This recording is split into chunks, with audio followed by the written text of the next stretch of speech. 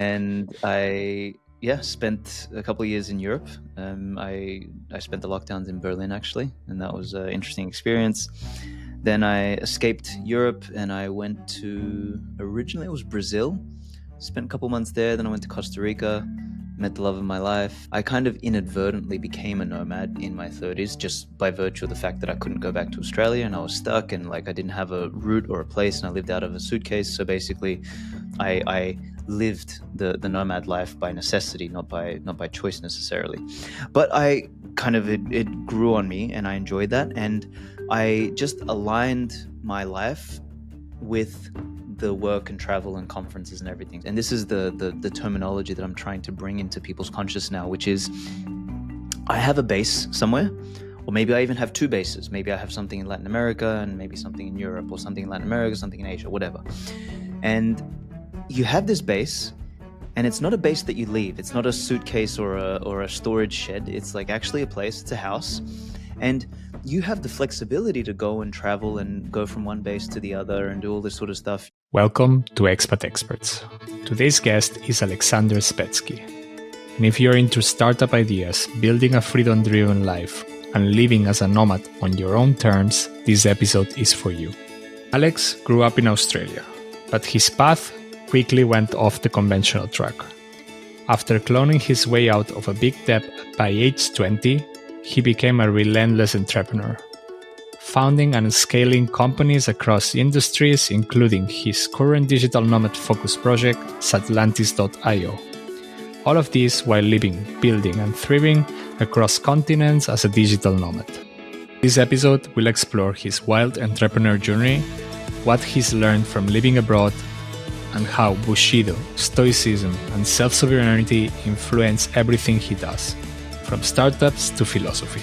Before we start the episode, don't forget to subscribe and activate the notification bell to stay tuned with all the latest episodes of the podcast. But now, sit back, relax, and let's explore this expat experience together. So, Aleks, welcome to Expat Experts. I'm really happy to have you here. Maybe we start from the beginning. I know your story a little bit, of course, but the guests, the listeners might be interested in where are you from, where did you grow up, where is your background? Yeah, I appreciate you having me on, man. I really. It's been a while since I've done some podcasting, so now getting back in the tour is going to be good. To answer your question, where did I come from? So my parents are Macedonian, but I was born in Australia, and I lived up and down Australia. I think in my 20s I must have moved every 6 months into either a new apartment or a new part of town or something like that. And because I had this insatiable hunger to kind of see all the different parts. And I lived in Wollongong, I lived in Bowral, I lived in Western Sydney, Eastern Sydney, Bondi. I lived in the Gold Coast, I lived in Brisbane, I lived in Sunshine Coast, I lived in Melbourne. I lived all over the place. So I've got a thorough knowledge of Australia. And then in 2019, I left Australia. My timing was impeccable, clearly. And I spent a couple of years in Europe. I spent the lockdowns in Berlin actually, and that was an interesting experience. Then I escaped Europe and I went to, originally it was Brazil. Spent a couple months there. Then I went to Costa Rica, met the love of my life. Then I went to Mexico for a bit, the US, and then I went back to Costa Rica, and that kind of like eloped the relationship somewhat. And then I convinced her to follow me around the world. We went from Costa Rica to the US to Colombia. We went around sort of that Central America region for a little bit, Salvador. And then we moved to Texas for a little bit. We stayed there for 8 months and we got married there. And after Texas, we honeymooned in Europe. So we did kind of like a nomad kind of honeymoon. It was 3 or 4 months, and we went to probably like 12 countries, something like that. And we like really did the European tour, and that was a lot of fun. And then we settled down in Brazil. So that's kind of like a bit of the journey, a bit of where I come from. That's a lot of countries, that's for sure. Like, and I suppose it's a keep counting. No, I suppose you're still traveling around. I'm curious. What triggered the first move at the end? No, you were already 20 something when you left Australia. Australia, yeah. Why was the decision taken? Complete accident. So I left Australia originally to go on 3 weeks worth of conferences. So I was in London and sorry, no, I went to Riga and then London. So Riga in Latvia. And then one thing led to another. I got invited to another conference in Palm Springs in in California. So I went there to speak at that one and had a lot of fun there. Then I got, at the time I was running a Bitcoin company, so I got invited to then go on a podcast with Anthony Pompliano. So he's got a huge audience, all that sort of stuff. So I flew up to New York and I did that with him, and he and I hit it off. And he loved what I was doing with our company, and then he wanted to invest. So then I had to hang around there for a little bit longer to organize the investment, all of this. And then I had another friend in Mexico who said, look, instead of waiting in the US and spending all your money, come and hang out in Mexico for a little bit. So then I went to Mexico, hung out there, went back to the US, closed the deal. And at this point, like about 3 or 4 months had already passed. And I thought, you know what, I'm already in the Northern Hemisphere. Let me go check out some other things. So then I went to Europe for a little bit. I went to Barcelona, and then I went down to the Canary Islands, and I think I spent New Year's there that time, actually. And that was a lot of fun. And then after that, I went to see some family in Macedonia. And then I got to Bali in February of 2020. And I was kind of intending to finally go full circle back to Australia. But for whatever reason, I don't know why, I decided to just go back up to Europe one last time. I think it was because I had some luggage there or something like that. And I wanted to grab that stuff and then come back. And yeah, that's when I got, obviously March came around, got locked down, and then I got stuck. So my intention was never to leave long term, but basically that happened. And then I've never been back to Australia. So since 2019, it was done. Wow. So you kind of left because of conventions, podcasts, whatever work related stuff, and never ever went back, not Yeah. even for visiting. Wow. Nothing. So Okay. all of my clothes, my motorbikes, everything, I had to coordinate with my mom, my sister, this person, that person, to try and sell stuff and put it in storage and all this. It was a disaster. It was hilarious. I mean, of course, it's not the easiest trip ever. Like going from Australia to Australia, it's very very unconnected from everything else. So it's not that okay. I left some things in Barcelona and then I will recover them whenever when I'm from Exactly. Italy. Like it's not the same kind of trip. Something that triggered my curiosity a lot about your life. It's that at the end, like you big part of your experience is also about entrepreneurship and having companies. You talked already about back in the day you had the Bitcoin company, but also writing and doing things. Like it's still a lot of the motivation to travel right now related to work travels, or it has switched a little bit the context lately. It is. So I would say that throughout my life, the travel has been, well, actually, let me frame it this way. In my mid-20s, I traveled a little bit more for travel's sake. I don't think I was ever really a nomad in that period. I kind of inadvertently became a nomad in my 30s just by virtue of the fact that I couldn't go back to Australia and I was stuck, and I didn't have a route or a place, and I lived out of a suitcase. So basically, I lived the nomad life by necessity, not by choice necessarily. But I kind of, it grew on me, and I enjoyed that, and I just aligned my life with the work and travel and conferences and everything. So I tried to combine it, because I'm always, I don't know, my wife always calls me crazy for this, but she says I'm always trying to squeeze everything I can out of every minute, right? I'm the kind of guy who's like, okay, the Uber is coming in 5 minutes. Let me quickly see if I can send a few emails and check my calendar and add a few notes and all this stuff in 5 minutes. And she's like, what the hell's wrong with you? The Uber's going to be here. I'm like, oh, but I have 5 minutes. I can cram it in. So all my life has been like that. It's how do I multiply the number of things I'm doing in the same period. And look, as with everything in life, it has pros and cons, right? The pro is that I'm hyper efficient and I get more things done than anybody I know. The downside is my brain doesn't turn off. I'm always working. I'm always doing something. I'm always on.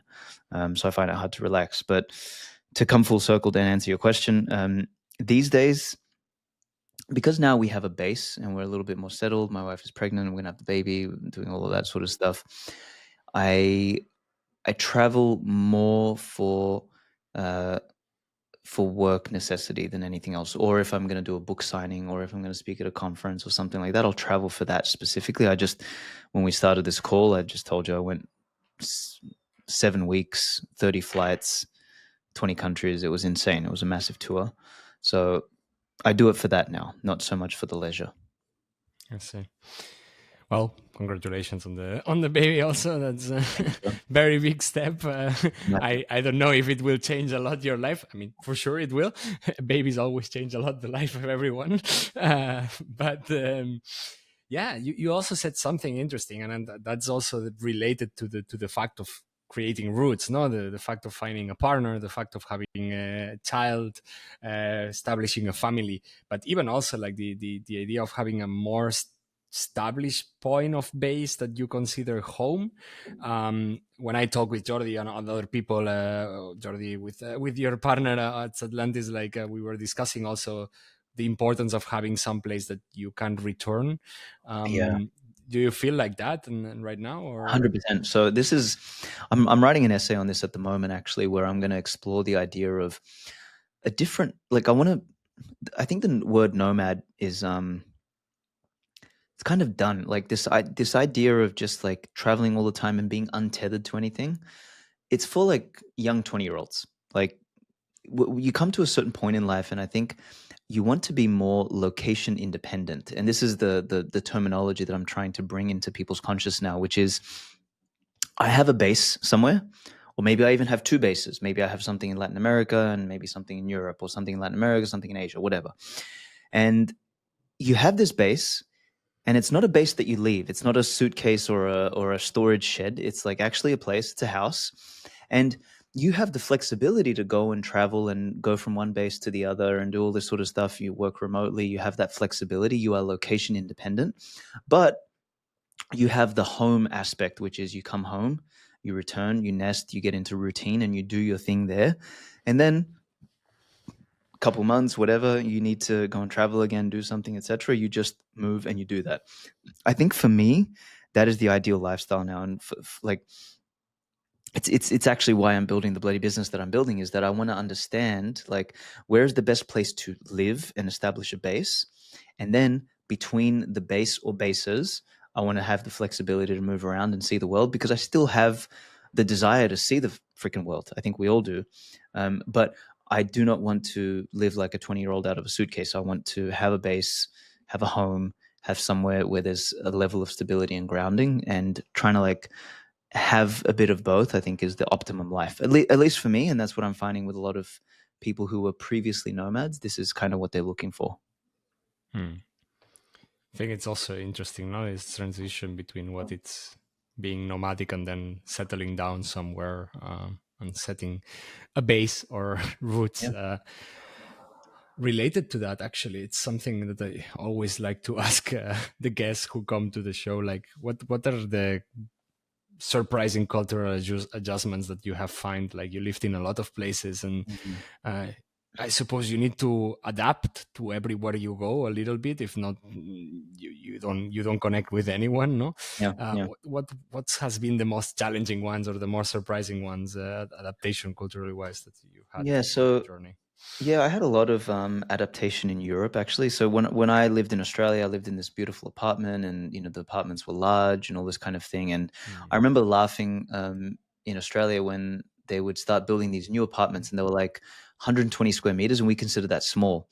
And then when I like moved to Germany, I was in a 45 square meter apartment. I was like, what the fuck is going on here? Like it was like, it blew my mind that it was like that people could live in these shoeboxes. And it was very hard for me initially to like settle into that. I was like, how do people live here? Like, it doesn't make any sense to me whatsoever. And everything is like so compact in Europe, like the everything from the washing machine to the way the rooms are laid out and all this sort of stuff. It's very, very, very compact. So that was a big culture shock for me. I think another one is and this one, I guess, going from Australia then to Europe, where things are still functional, at least, coming to Latin America and then seeing the dysfunction here. People being late, like the doors not closing properly. You close your front door and you pull the handle and the handle comes off. You're like, fucking hell. So it's like, the workmanship and just this kind of culture of it's good enough, right? Like there's no culture of like completion and perfection. Like you get that a lot in the Nordic countries, for example. Like you go to Germany or Switzerland or Denmark or Sweden or something like that. Things work, everything is functional, but also the people are a little bit more square and cold and and all that sort of stuff. So Following you the got this kind rules, of yeah. exactly. So you got all these sort of trade-offs. So it's like and having lived in all these places, I get these kind of different adaptations, and it's been fun. I think it makes you it broadens your personality, and it teaches you to be able to deal with multiple different people, and it also teaches you the fact that all of this stuff that we've been taught in the last 100 years is we're all equal, humans are all the same, we all think the same. Like I've realized that no, we're not actually. Germans are very different to Italians are very different to Australians are very different to Brazilians are very different to Americans. Like we all have these unique traits, and it's not something that we should be ashamed of or afraid of saying. It's like, hey, we are fundamentally different people, and that's actually what brings the color to civilization, the fact that we're all different, and kind of aligns with one of my larger political fears, which is this whole movement towards globalization and making everything the same everywhere. I think that's a disaster, because then like nobody wants a fucking Starbucks on every corner. Nobody wants like every single race and culture and country and creed and everything to be the same. Like then you lose the flavor. So anyway, I'm going off on a tangent here, but definitely those couple of things were educational for me. Yeah, I mean, you touched a very big point, and I wanted to ask you at some moment of the interview, let's say like this, of the podcast episode, what it's for you, this dichotomy that you just said, this globalization of the people being able to live everywhere a little bit, like more nomadic, and being having a base here and here. That's part of globalization also, but keeping the cultural traits and the languages, the ways of doing things, the local shops, the etc etc. No, that's normally very conflicting. I don't know how it is in Brazil right now, but I'm from Barcelona, and we have these discussions often. I mean, I'm living abroad since 8 years, and sometimes they bring this whole discussion of like the expats, the nomads, raising the rents on the places, changing the flavors, to take your words, of the cities where they go. How do you see the perfect solution in the sense of keeping culturalities and then maintaining this global way of living? Man, I don't know what the solution is, honestly, man. It's such a hard problem. How to deal with that in a way that is doesn't turn into an economic nightmare. Like, because what you don't want to do is you don't want to kind of like use state controls to to impose on the free market, for example, right? So you don't want to like do that, because then you turn the country into a communist shithole, and then people, like people don't have property rights. So there's an economic argument, there's an ethical argument, there's a cultural argument, there's all of this stuff, and it's all very, very messy. There's no other way to say it except that I don't. If I had a solution, I would be out there doing something about it, but I don't have a solution other than people need to. I guess maybe one thing I could say is that I would like to see more people who are either expats or traveling or doing all that sort of stuff kind of support like the local businesses and the local entrepreneurs and all this kind of thing, because they're at least you can give them an advantage. I mean, that happens a lot in Florianopolis, where I've spent a lot of time, is that there's almost everything here is run by locals. Almost everything, and we're from the gym to the bakery to the burger joint to all of it. And I guess it's I don't have as much of that problem. Europe, I know, is a bit of a different story because of how how much of a cultural mishmash it is, and with the European Union and all that sort of stuff, like it gets very complex. But anyway, I'm not going to go off on any more tangents here. But I don't have a good answer for you. I'm sorry. No worries. I just wanted to hear your opinion. I mean, of course, if we would have solutions for everything, we will be trying to apply them. No, that's like that. Actually, talking about supporting local entrepreneurships and building companies and having local stores, you built quite some companies on the road and built a lot of them while traveling, as far as I understood. Hmm. What's the biggest operational challenges that you faced doing that? How do you can create companies on the go? Man, a lot of people talk about remote work and how good it is and all this sort of stuff. And look, remote work does come with a lot of benefits, right? And like the fact that you Mm, can get your shit done whenever you want to, that you've got a large talent pool to hire from, that you can. I mean, time zones are a double-edged sword. Sometimes time zones work out, because you can kind of keep, like, the business is always on. But sometimes time zones don't work because you want to get everybody synced up, which is very difficult when you're doing everything remotely and you're on different time zones. But I think for me, if I had to say one like primary difficulty, I would say that it is the lack of FaceTime with your team. Like, we just did a team offsite in Prague about a month and a bit ago, and we got more work done in that week than we would do in a month, maybe even 6 weeks remotely, because we could point at shit, we could laugh at each other, we can push each other, we could do all this sort of stuff. Now, granted, the pace at which we worked, I don't think is possible to sustain over the long term. I think we'd kill ourselves mm, because we were doing like 9 a.m. to 2 a.m., right? Like we were basically working 20 hours a day, but we were trying to like squeeze all the juice of while we were together. Irrespective, that is something I really, really miss. Like having a war room, having like post-it notes on the wall and whiteboards and all this sort of stuff, and being able to like collaborate in person. That for me has been the most challenging thing to come to terms with and to reestablish, or to sorry, not reestablish, that's the wrong word. Come to terms with and to have to readjust to as mm. I've been building. Yeah, I mean it makes sense. No, the personal contact it's lost a little bit. I Yeah, it work is. remote It is. since Yeah, yeah, yeah. 5 6 years also, and when you go to the offsites, it looks like this personal connection, and I don't know, you get things, discussions that normally would take longer, or you need to find a calendar appointment suddenly are happening over a Oh, coffee, or friction. Yeah, exactly. It's friction, yeah. friction, friction, friction. So like this, it removes it. I think one commitment we made with the team was we said, okay, what we need to do is over the next in the coming years, we're going to do 2 offsites a year now, and we're Mm, going to try and like maximize, like, and extend the offsites, because this time we only did 7 days. So I think next time we're going to do like 14 days.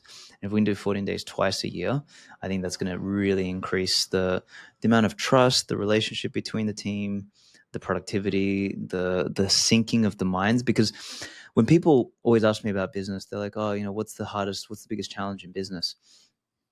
For me, it's making sure that everybody is on the same psychological wavelength and they have the same vision inside their heads. That's the hardest thing. Because if you're a single uh, one man show in a business, you don't have to explain anything to everyone. You've got it here, and it can go from here through your fingers into the keyboard, into the code, into whatever, right? Like you can build it. If you're an artisan, if you're an artist, you go straight from there. But being able to like take the message and try and keep the fidelity high as you are explaining it to someone or getting into someone's heads and all this sort of stuff is very, very, very challenging. I think people don't mm, appreciate that about business. That's the hardest thing about business, is and doing that and trying to coordinate a growing team who are on different time zones, who you don't have you're not with together and all this sort of stuff. It increases the complexity and the friction of it. So it's not easy, but clearly, obviously, it can be done. But that's I think that's one of the things that not enough people talk about when they think of remote work. mm. I mean, having a shared vision in companies, especially if it's small companies or startups, etc., makes the difference. I mean, Of course, if yeah. everyone works into the direction of an objective, that changes a lot. That's for sure. A little bit related to that, but maybe both on the business, but also on the personal level. What about navigating legal systems, visas, bureaucracies while working abroad? Because that's another big topic. I don't know, like having a working visa, it's not the same as having a vacation visa. It's not the same as, like, I don't know, taxation here and there, navigating bureaucracy. I know. ID verifications, stuff like this, Oh which are man, this is. you I mean, can't travel. this is why I like Bitcoin, because it's borderless, and you know you don't have to worry about banking and all this other bullshit. But man, holy crap, dude! Like the world hasn't caught up with the nature of location independence. Like, you know, the bureaucrats specifically haven't caught up. They're still living in the 1800s, trying to like establish like, oh, where does your money come from and all this sort of stuff. It's such a shit show. Um, I don't know, man. We had a lot of trouble both in a personal and a professional capacity. Like I ultimately ended up getting myself set up with a tax residency in a low tax jurisdiction. I don't want to say where, but like it's in low tax jurisdiction, and you know I created the structures necessary for me to be compliant, but also to be nimble and to be, you know, tax efficient, right? But it took a while, man. It took a lot of time, a lot of energy, a lot of effort, a lot of expense, a lot of money to like kind of do all of that setup, which drove me crazy. Also, my wife is from Dominican Republic, and man, I, having been from Australia, I never appreciated like this idea of like visa free travel. Like, because as an Australian, you know, like, and you as a European, like, you just go somewhere, you get your passport stamped, and that's it. But Yeah. fucking hell, man, like the amount of times we had to go and like apply for visas and beg for entry and all this kind of crap because of a passport really taught me like how lucky some of us are to have like a strong passport, for example.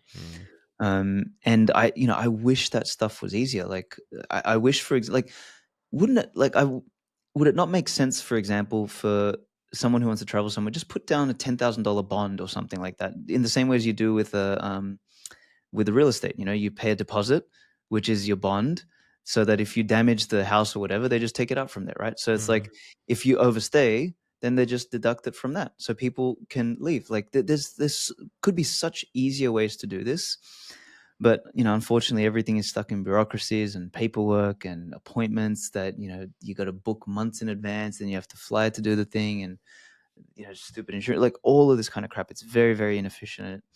It's driven me crazy over the last couple of years having to deal with that, which is, I think, also part of why we wanted to kind of set a base and kind of settle for a little bit, because the amount of crap we went through with that, it was a nightmare. Yeah, this kind of processes, and it makes you realize the privilege, you know, of being a European, Australian man, white, the whole bundle pack that it comes with these kind of things when you start traveling around with people who doesn't have this capacity, and absolutely. Good. I would say, looking at the time and checking a little bit before we jump to a little bit more funny mini games to learn a bit more about your life and your expat experience and nomad experience. Would you? What would be the hack, the life hack, the advice, the most powerful tip that you would give to someone who wants to be or build a location independent life?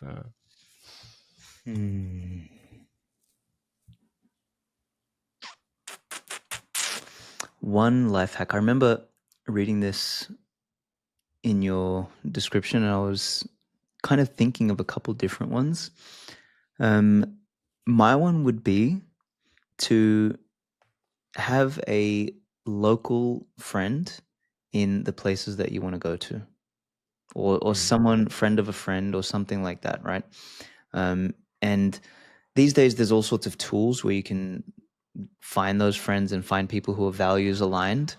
I mean, part of why we're building Satlantis is that so you can find those kind of people, and you can very quickly see whether your interests and your values align inside the app.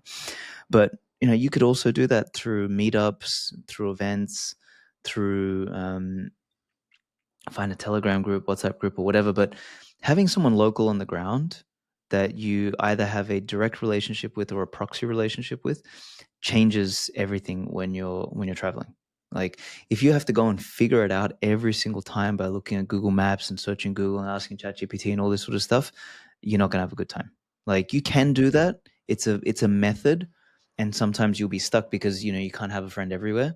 But like the personal touch, like having somebody, I think changes the experience from a 5 to a 9.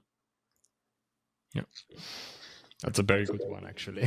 I also recommend getting, also because these people, if you have bureaucratic problems, or like, I don't know, you need to go to the hospital, whatever. Normally they know how the system works, and they are the ones who are able to lend a hand. Hey there, everyone. I hope you're enjoying this episode so far. Remember that the best way to stay tuned with the latest episodes of the podcast is by clicking on subscribe in YouTube and in your favorite audio platform. For extra content and information, follow, like, and comment on our social media and visit our website, expatexpertspodcast.com. Thank you for supporting our podcast, and let's continue with the episode. Then I would say we jump to the next section. I prepared a couple of mini games. It's like I call it mini games, but at the end it's just questions, a little bit more rapid fire and a rapid statement. And the first one that I prepared for you, Aleks, is called Nomad Picks, Bullish or Bearish. I played a little bit with the investment. So basically, for all listeners who doesn't know exactly what a bull and bear is, I will tell you a sentence and then about nomad lifestyle or situations, and you can tell me if it's bullish or bearish, in the sense of that you are into it or you think that it's not something for you, or something that you don't consider a good thing. Mm-hmm. Also, of course, if you have some explanation or some experience related with that, you just feel free to share it. The first one that I have, it's co-living hubs in Southeast Asia. Oh, in Southeast Asia? I have zero Asia. experience there, but I'll say bullish in general on co-living hubs, because I think the experience has shifted to people wanting to have connection outside of a hostel, but also outside of like a hotel or an Airbnb. So I think I'm generally bullish on co-living in general. I think Southeast Asia is probably a good place to do it, although I don't have the experience there. Nice. Paying rent on using Bitcoin. Totally bullish. That's the best thing you could possibly do. Obviously, you want to hold on to as much of your Bitcoin as possible, but if you can establish that, you have a mechanism to be able to pay rent anywhere in the world, and you don't even have to be attached to the banking system. That's a no-brainer. Going to digital nomad conferences as a meeting point. I think I'm still bullish on that. I think sometimes the conferences can be overdone, and it's like the same thing over and over and over and over again. Although it is like, look, conferences are great places to meet people who are like-valued, not like just like-minded. I think everyone thinks about like-mindedness, but I think what's more important is to be like-valued. And yeah, conferences are a fantastic place for that. Always have, always will be. Just really quickly on Satlantis, we have a whole events section so that you can find all of these conferences, so that way you can find these people. So I think in-person events, definitely bullish.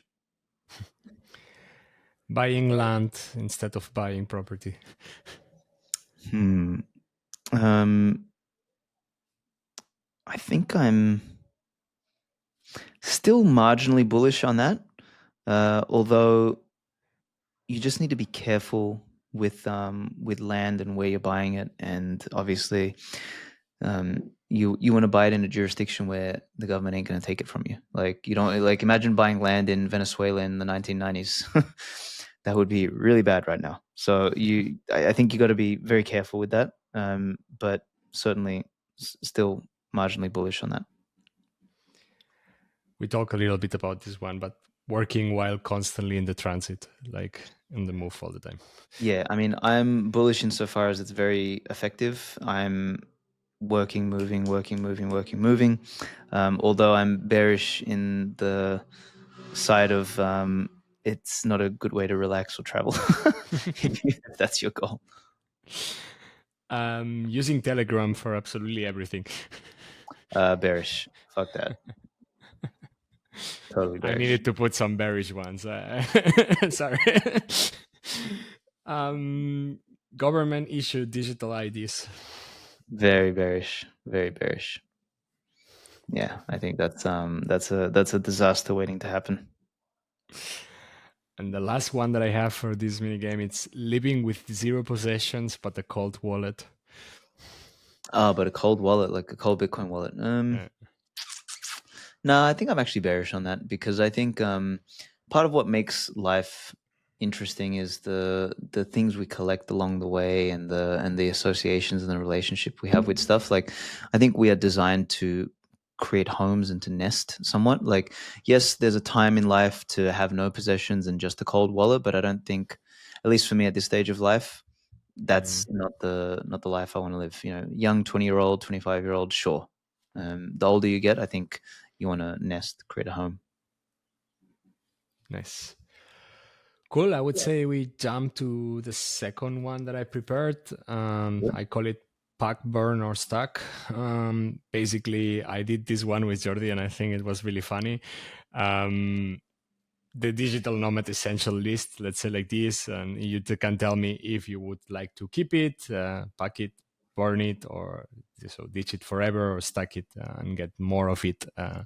But it's basically physical things that you would grab on your backpack when you travel nomad-wise. Okay, let's try. Travel health insurance. Oof.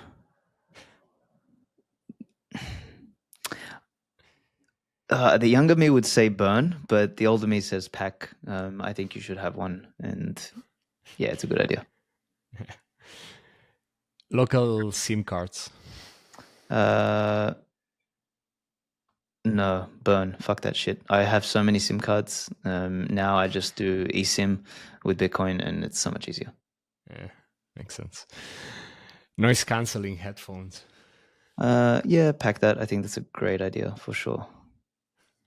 Cool. Backup fiat bank account. Yeah, definitely want to have one of those. And in fact, let's say stack, because that one you want to have a bunch of those just in case. I've been debanked so many times, so having backups, fantastic idea. Having offline journals, like paper writing. For sure.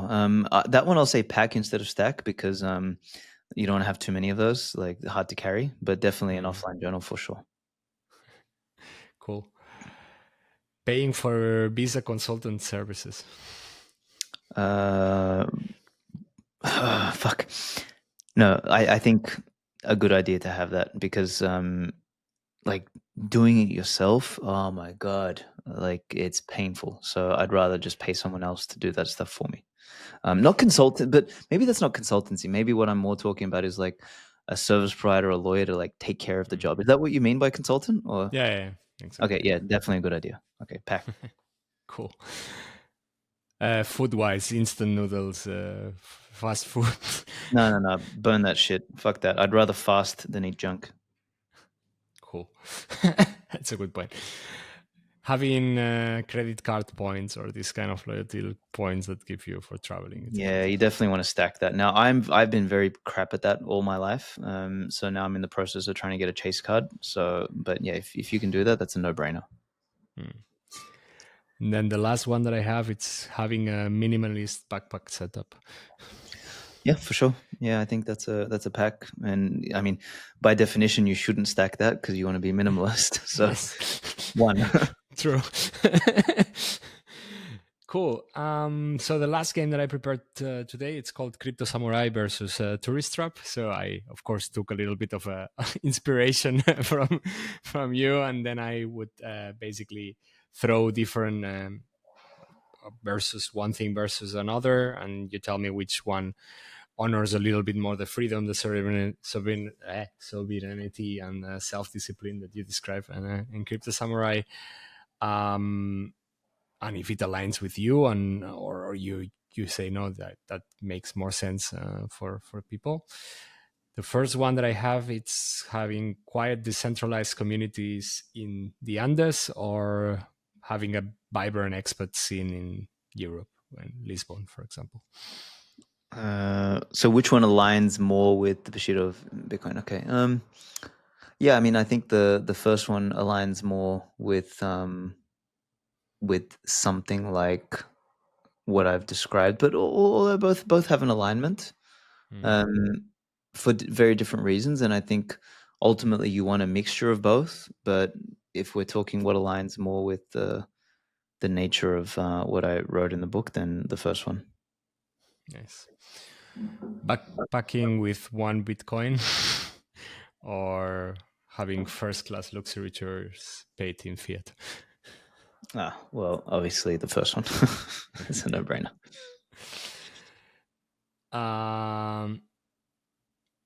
Paying in Lightning or flashy NFT galleries? Oh, yeah, clearly the first one. Yeah, the NFT bullshit. No interest there. I think this one will be difficult now, but living in a tax haven versus contributing to a local struggling economy.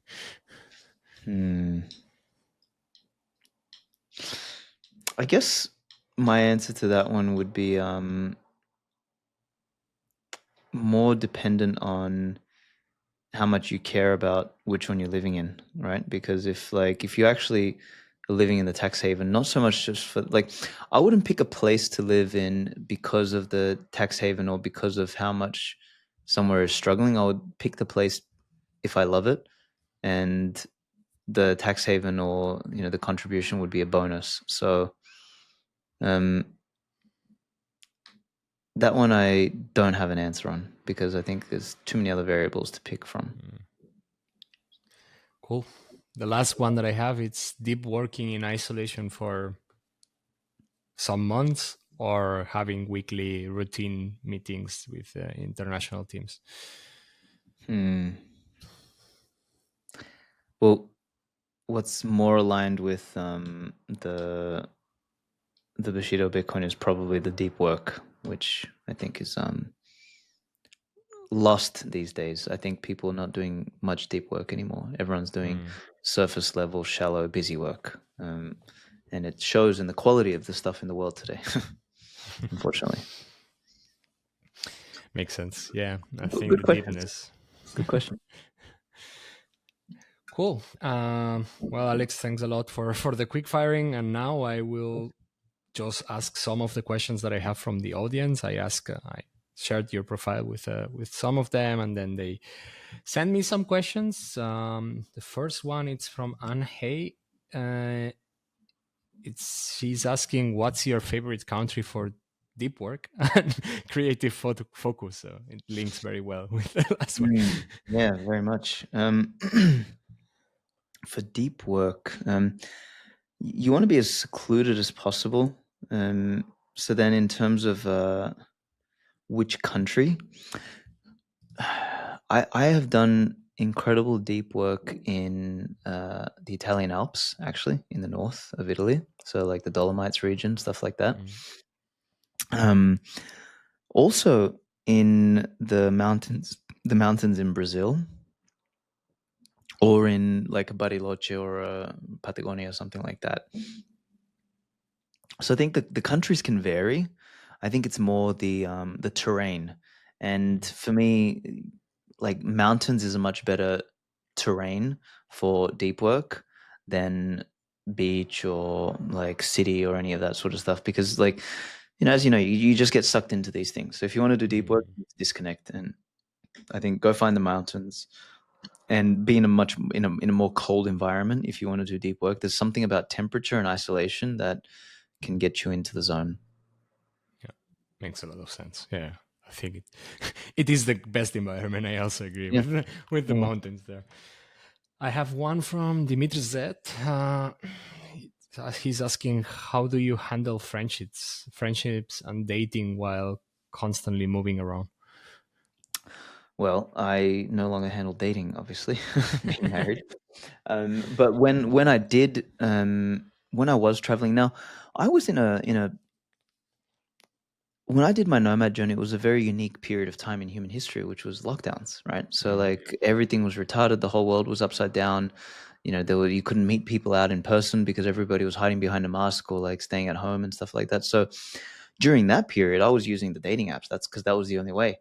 Um, had I, if I was in a nomad travel dating sort of situation now, I don't think I'd use the dating apps. I think the dating apps have turned into a shit show and everything is too hard on there now, at least from what I can tell everyone that I speak to. So my gut feeling is that if I was to be dating, I'd be trying to find and encounter people like we did in the old school days, like go to where the fish are and go to where you are more likely to find people with similar values. So if you're like into health and stuff like that, don't go looking for dating opportunities at the club. It's probably not going to be the right person. Like maybe go and find like a run club or go like to the sauna, to the hot cold plunge or something like that, to the gym or to the health club or something like that. So that would be my advice from a dating perspective. Then from a friendships perspective, this one is more challenging. The older I get, the more I realize that what friendship is really about is two things. It's time together and struggle together. Like cuz create like going through a period of struggle with someone, like going through an ordeal, deepens the bonds very much. And we've kind of lost that these days, particularly because everyone is so afraid of struggle, everyone's so afraid of pain, everyone's so afraid of like doing the hard things. People don't have that shared bond, that shared journey, right? You see these stories of like people who've been on like this rough journey together, like and they sort of know the worst parts of each other, and when they know the worst parts of each other, it like deepens the friendship. So to answer the friendship component of the question is like how what can you do that is either an adventure or a mission or an ordeal or something like that, which requires both in-person time and requires like challenging your character or your soul in a particular way, um, in order to deepen some bonds. And that's where you'll actually build friendships, not acquaintances. Because people have, these days, people think they're fucking Facebook friends or their Instagram friends are their friends. It's not a friend, that's an acquaintance.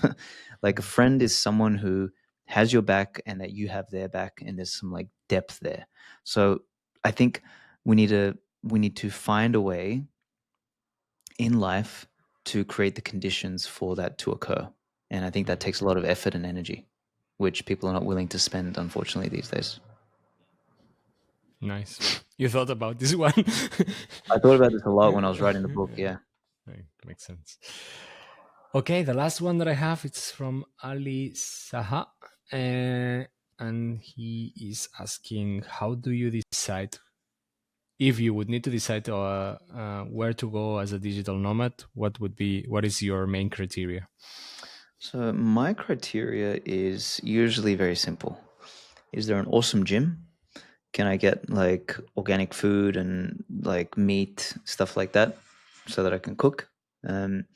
And the kind of like the terrain. Is there a beach? Like what am I looking for? Because if I'm looking more to like enjoy, relax, get some sunshine, and be social, I'll probably go somewhere like a Florianopolis or something like that, or southern Italy or whatever. If I want to do some deep work, I still look for the gym or and that other stuff like access to food, but then I'll change the terrain as the variable. But always the constant is a gym, kind of like health center, and then good quality food. That's usually the triangle for me. It's interesting because it's bringing a routine into traveling around, which is Yeah. something that I value a lot. Like things that I do. I mean, I moved here to Italy 6 months ago. Before I was in Greece. Before that, I was in Germany, and the way of staying healthy, and also in not losing my mind was grabbing the hobbies that I had from one country to another and reproducing them, Yeah, and that yeah, works. It's also a way of connecting with locals normally, so exactly, that's exactly. it's a good part. Nice. Well, thanks a lot also for responding to to the questions of the audience, and not only my questions. I would say now it will be your time for the stage to talk a little bit more about the Satlantis and what are you doing in the company, what is the objective that you have, and a little bit also where the listeners can follow you, how they can find Mhm. you, and check what you are doing. No worries. I mean, I guess the best way to do this is like maybe if you've got some questions about the product or what you think we're doing or anything like that. Do you have anything that you'd like me to unpack? Yeah, absolutely. I mean, I saw that this comes, and I also already talked with Jordi a little bit about it. I think it's an interesting product, but maybe that the interesting part that I found there it's that it's trying to do similar, I would say, what Nomad List was doing, in the sense of like putting ratings or having an idea of preparing yourself or doing the research before you go to a Hmm. place, but you are trying to add some kind of social aspect on top of it. As far as can you elaborate a little bit more Yeah. on how is that going? Well done. Excellent, excellent sort of initial overview. So I was an early Nomad List user, and I Mhm. bought the lifetime membership, as we all do, and then I never used it again because it sucked. So I I was always like, I thought this is a good concept. It's just like poorly executed in the sense that, Pete doesn't care about like, building a great product. He cares about, running the numbers, right? That's his MO. And I don't say that in a bad way to judge him. Like that's his MO and that's what he does and he's good at that. For me, I looked at this sort of ingredients. It's like, okay, people want to know where to go. People want to get a community. People want to go to these events. People also want to know on a consistent basis where's the best cafe, the best restaurant, the best gym, the best sauna, the best this, the best that. And I thought about it. I thought, okay, look, we we could combine these elements basically into a super app. Something that is part Nomad List, part Google Maps, part like Luma or Eventbrite, sort of like an event thing, Mhm. and wrap it all into effectively a feed. Because the more the world progresses, the more social it becomes. At least the internet is becoming more social. But there's this kind of bifurcation, which is a lot of the internet has become social media, and media is the key word. Where if you look on LinkedIn now, on Twitter, on Instagram, on X, on Facebook, and everything is about clickbait, it's about rage bait, it's about media, it's about engagement, it's about just getting you stuck on the fucking device and just scrolling, right? And Mhm. everything is optimized for that. And I don't say that in a way that there's like some grand conspiracy to suck you into your phone. It's just how the incentives work. The way the limbic brain, the way the mind works, is it notices stuff that like media. If you ever heard the saying, "If it bleeds, it leads," right? Mhm. Media is the thing that has to capture your attention and suck you in. Now, if you create an algorithm or if you create a feed where your metric that you're measuring is time on screen, then of course the algorithm is going to fundamentally serve more of the stuff that keeps you engaged. And the stuff that keeps you engaged is if it bleeds, it leads. So what's happened with all of this, we used to have social networks. What's happened is all of the social networks have turned into social media. And the more they've turned into social media, the more they've turned into these uh, engagement traps, basically, these content Mhm. hellholes, which suck us in. And look, there's some good and there's some bad. You can discover all sorts of cool things, but fucking hell, does it suck up our lives? It burns our dopamine receptors. It turns us into just consumers. It's no longer about connecting, it's about consuming. And I think that starts to become very, very unhealthy. So, what I wanted to do was I said, okay, look, can we take basically what social networks were 10 years ago, which was connection between people, like that's what we do in real life. We have our social networks. We know who we know, and who we know knows someone else, and we are connected to people. Mhm. Can we take that social network, that social graph as it's called, and apply it to something other than just content, right? So the first differentiator is the social network. The second differentiator is the application of the social network or the intelligence of the social network to something other than content.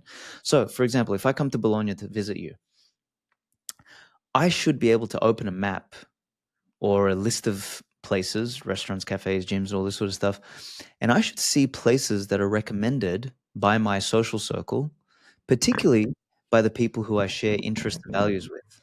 Mm. Like, I don't want to, like, when I open up Google Maps, first of all, when I open up Google Maps, I just have every single place in the world.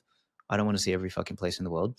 Second, when I look at the reviews or the scores and all that sort of stuff, not only are like half the reviews these days gamed and fake and all that sort of Yeah. stuff, but ultimately, even if the reviews are real, I don't know that person. I don't know if they have a similar taste to me, similar, like, I don't know. But if I know you and I'm coming to Bologna, your recommendation should weigh the place much more than Mm. somebody else's. So this is where I start to think, okay, can we use the social graph for something beyond just content? It's like, can we use it for recommendations? Can we use it for reviews? Can we use it for bookmarking and collections?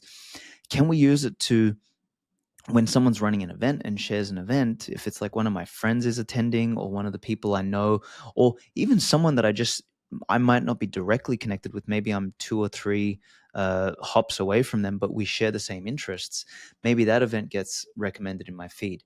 So this is sort of like the idea, or like in a Mm. nutshell, of what Satlantis is. It's the first attempt to use a social graph for discovering people, places, and events in like a format that looks and feels familiar, like Instagram. You have a feed, you have a profile, you have a map, and all that sort of stuff, but in a much more healthy way. And the goal of it is to get you to go and do something in real life, to go and meet someone, to go to a cool place, restaurant, cafe, gym, whatever, event, yoga, whatever you want to do, Mm. and to go and attend an event, host an event, create an event, whatever, right? Meet up, retreat, whatever. So that's the whole purpose of this thing, Yes, sir. to get us off our goddamn devices, because these things, like, they're very useful, but they're becoming cancer. So that's a bit of an overview. It's like, if you could take some elements of Nomad List, the social element of Instagram, the map and curation recommendations element of Google, and the events element of an Eventbrite or Luma, and kind of like not take everything from them, but just like the necessary pieces, and Mm. tie them together and glue them together by your social graph. I think there's a huge potential application here that will hopefully change the way people live and travel and coordinate and connect and do all of those things which are necessary for human life. Cool. It's very nice. I mean, I'm Yeah. I let you talk because as a UX UI designer, I also like when people talk about digital products. Of course, it's my job. At the end, I work with it, and I really like the approach, or one of the sentences that you say. It's very interesting, like the fact of creating digital products for taking people out of the digital environment, and that's relatively difficult to be done right now. But the reality is that social media, it's sucking us inside instead of Yeah. Yeah. doing the Yeah. social part that it's what it should be doing, no. Correct. um, Nice. Related to that, and maybe also from the from the user experience perspective, no, who is your target audience? It is really like the digital nomads, it's the expats, it's the person who travels just for fun, for, I don't know, for 1 week into a place, or it's all of them.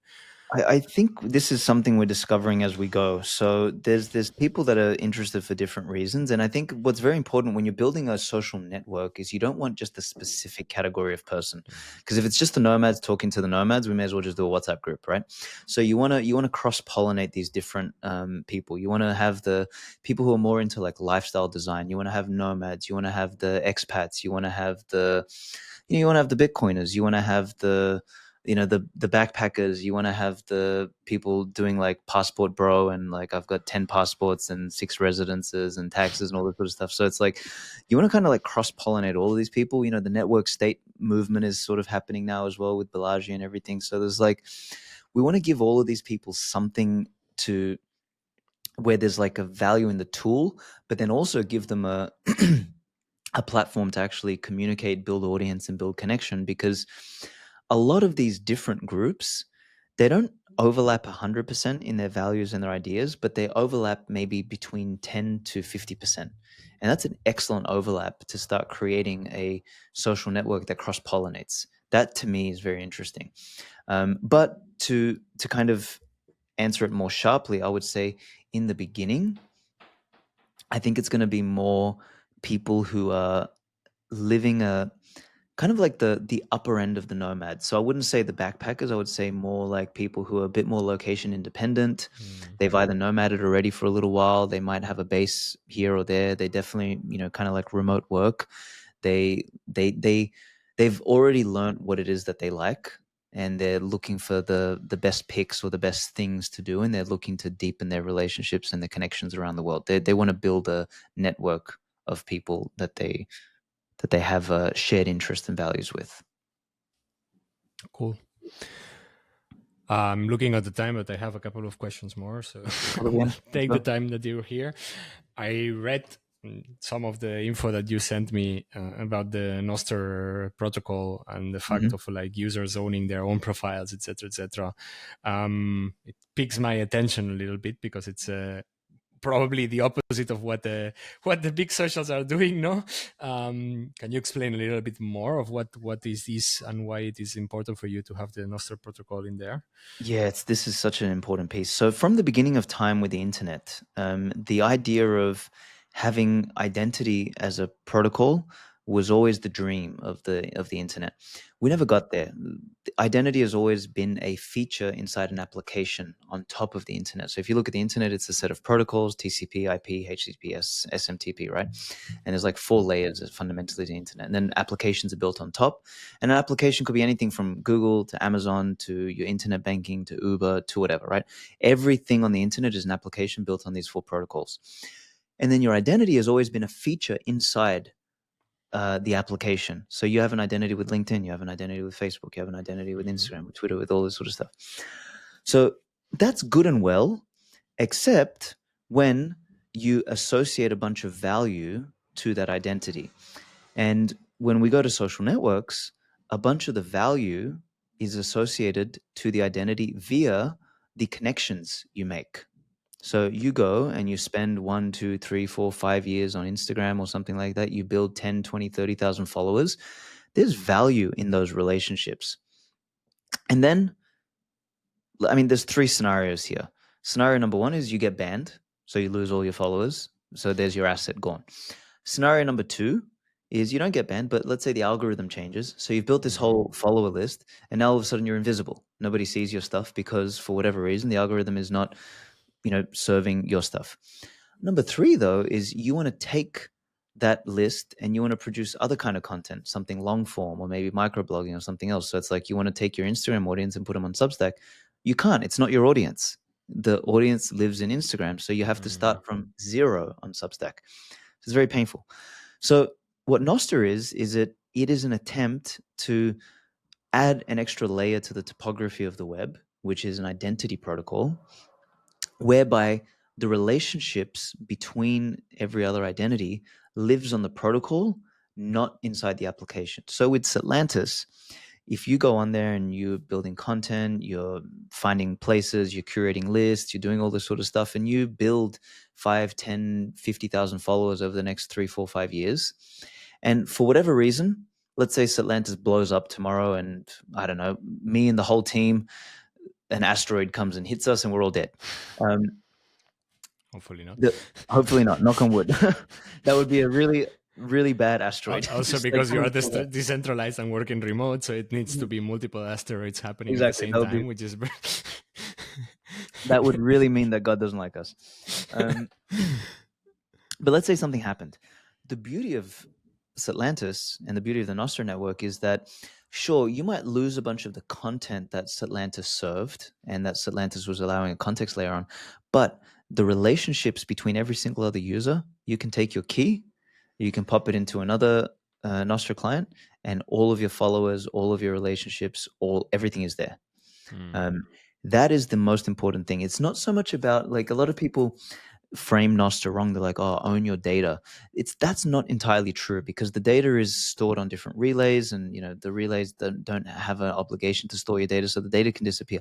But the cryptographic relationship between all of the accounts, that's where the value is, and that's what you get. So ultimately, what Nostr kind of looks like is you get the ownership of email. So, when people say in the marketing space, it's like, okay, you're renting your audience on socials. If you want to own your audience, you have to get their emails. So Nostr is a little bit like that. You have the ownership of email, but you have the distribution of social. Okay. And that's really, really, really powerful. And I believe that this is going to transform the way the internet functions. I think it's going to make for a better internet. It's going to make for a more user-controlled internet instead of a corporate-controlled internet. And because, if you own the relationships, you get to pick which client you want to go to. And it means that, because now, like, for example, Facebook and Instagram can do whatever the fuck they want because they own your asset, which is your follower list. So you create these weird incentives. But if you have the incentive where you hold your follower list, it makes the businesses and the apps and everything more honest, because they have to produce something of value for you to keep using the application. That's a way better world. That's a way better world. So I'm hopeful that over time things are going to shift here. And this is by no means, this isn't like it's going to happen overnight and next week everything's going to happen. This is a 5, 10, 15, 20-year progression. But it's literally a reassertion of the sovereignty and user control of the web, which is what the hell the web was supposed to be in the first place. That's very cool. I mean, I hope it goes this direction also. I mean, it makes a lot of sense that it's. I mean, it's going to go that direction if we get in there and we do the work. That's it. Exactly. So, and there's people like me that are building. There's people like you that are producing content. Like, for example, you should take every single one of your episodes, your shorts and everything like that, and you should just start posting on Satlantis or on any Nostr application. Start building that, because then it's your audience. Like, this is how we get this momentum going. Yeah, makes sense. Cool. Just looking at the time, and maybe the last question about Satlantis itself. I mean, of course, where the users and listeners can find how they can register for it, but also maybe what is a little bit the current status of the application. Where are you right now? If you can share anything that it's coming rather soon that you want to share with the listeners, to say, hey, stay tuned, that this is coming rather. Even though I don't know until how much you can share of your. I can share everything. Yeah. Yeah. Good. So the app is now officially in the App Store, so you can search for it. If you're on Apple, I have noticed something that's happening with people's iOS is when you search for Satlantis, it autocorrects to Atlantis for whatever reason. So you need to go and say, no, I'm not looking for Atlantis. I'm looking for Satlantis. So that's at the top. Alternatively, I'll give you the link so you can put that in the show notes so people can click for it. But search for Satlantis on the App Store. The app is further ahead than the web app, so it looks much better. You can post content. You can create an account, post content, select your interests. You can search for places. In the next 2 weeks, maybe 4 weeks, we're going to release what I consider is going to be one of our flagship features, which is collections. And collections are basically like fancy bookmarks. They will work a little bit like, imagine Pinterest and Spotify had a baby. So you can create cool collections of like could be, for example, my favorite gyms in Brazil, or my favorite cafes, or my favorite this. And they're basically like lists, like playlists of your favorite places. And you can share those directly. People can follow the lists, and the most popular collections are going to kind of like rise up in rank. And you can basically, if you're a tastemaker, if you know how to select the best places, you can build out an awesome list, and you can share the list, which the list comes with its own map. So, like unlike Google, when you have a list and you look at the list on the map, you see every other pin on the map. So you don't know what's from your list or what's not from your list. Yeah. Fucking Google Maps sucks for that. This will allow you to have a view on the map of just that list, and you can see like into it. You can actually see the places. It's the best way to like curate and create your collections. That's why we call it collections. So that's the feature that I'm most excited about. And the social element of it is every single place that you collect that you like, whether it's public or private, starts to influence the merchant algorithm. So if you have this like cool list set up in Bologna, and I come to Bologna and I follow you and our interests are the same, it will show me this place has been bookmarked by 31 of my friends. If I see that, that's a signal that, hey, this is a place I should go and check out. Yeah. So that's where we start to wrap the social graph into the utility of a bookmarking collections feature. So I'm super fucking excited to release that. That's going to be, as I said, ready by the end of the month. This is July now when we're recording in the beginning. So for me, that's big. And then also after that, we're going to have some awesome new events features lined up. So that way people can run everything from meetups to retreats to dinners to private events and all this sort of stuff all through the app, and be able to share it directly to their audience right in the app. So like they're the two features that I'm super excited about. That's very cool. So where can people find it? Sorry, Satlantis.io. They can find the link there. They can easy create an account, do your interests, all that sort of stuff. It's easy. And then also, I mean, for those who are interested, if they think this is a cool application, what we're doing is great. I mean, we're a venture funded company. We raised the seed round last year of 2 million.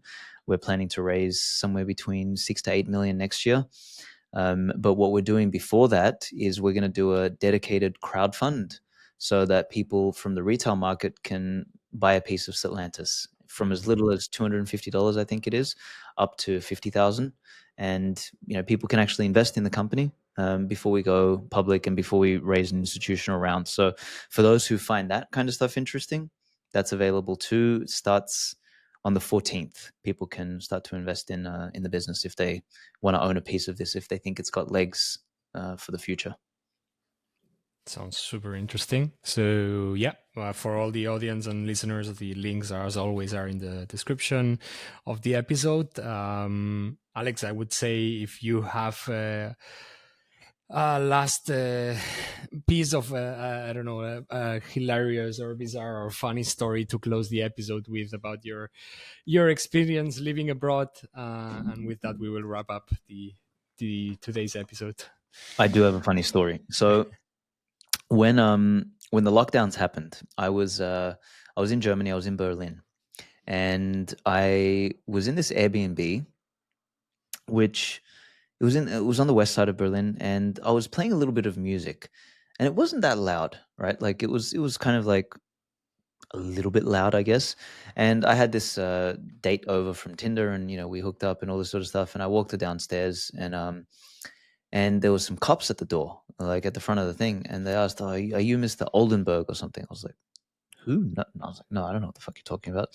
So I walk this girl, I give her a kiss, and then as I'm walking back inside, I thought, "Wait a minute, Oldenburg," and I remember that was the name on the door of the doorbell that in the apartment that I was staying. I was like, "Oh fuck, what the fuck do the cops want?" So like they start walking up the stairs looking for whoever this is, and I caught the elevator up quickly and I ran into my room. And then I hear the door bang, bang, bang, bang. I was like, what the fuck? So I run outside and I'm like, hello? And they're like, they said, you said you didn't know who Oldenburg was. I was like, I don't know who the fuck it is. I said, I'm here for an Airbnb. And they come in. I thought I'm going to get arrested. For, like, I was like, what the hell did I do? What's going on? And I actually, me and the girl had a little bit of a joint. So we got a little high. And I thought somehow someone smelled weed. I was like, oh, God damn it. I'm going to get arrested in Berlin now and all this kind of crap. Anyway, turns out the cops come for the music. The neighbor had complained that we had some music on, and the music was not loud. Like the guys are like, your music is too loud. I was like, you mean that music there? And they looked at the radio and they're like, well, that's not very loud. I was like, no, it's not. I was like, that wasn't loud. I was like, what's wrong with these people? So the cops kind of like said, oh, look, we're sorry, no worries. So the next day, the Airbnb host kicks me out of the apartment. She's like, the neighbors complained. They call the cops on you. That is against the Airbnb rules, so you have to get out today. I was like, what the fuck? And this was the same day that Berlin locked down with the lockdowns. So then all the Airbnbs shut down and the hotel shut down. So I was like homeless. So I was like standing outside with my suitcase, with my bags and everything like that. I didn't have anywhere to go. And the person who came to the rescue was not the Tinder date from the last night, but another one that I was hooked up with like a couple of days ago. And I messaged her. I'm like, I just got kicked out of my Airbnb. I said, I think I'm going to fly out of Berlin. And she's like, you're not going to be able to find a flight. All the flights shut down, everything like this. So she's like, come stay with me for a couple of days while this all blows over, and then you can figure out where to go. I was like, you sure? And she's like, yeah, come. So I went there, and then this crazy girl decides to go to work the next day and tell the workplace that she wants to go into quarantine, or something weird happened. So anyway, basically, what was supposed to be 2 or 3 days with her, I ended up getting locked down in quarantine with her in her place for 3 weeks with this girl that I didn't know, who turned out to be crazy. So anyway, that was my funny like lockdown story. Like my March experience in 2020 was this like random thinking I'm getting arrested, homeless, kicked out of the place, and then locked down in quarantine with some chick that I don't know. Gosh, okay, that was a, a crazy one. But Aleks, thanks a lot. It has been a very, very powerful and inspiring conversation. I really loved to have you in the show. We could be talking for more time, that's for sure.